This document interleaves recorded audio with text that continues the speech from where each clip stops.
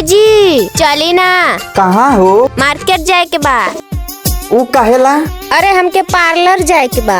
देखा हम ना जाए वही पार्लर, तो आके जाए के तो जा, ठीक बा? हम जाता। कोई बोले मुझे हाय हेलो सैमसन,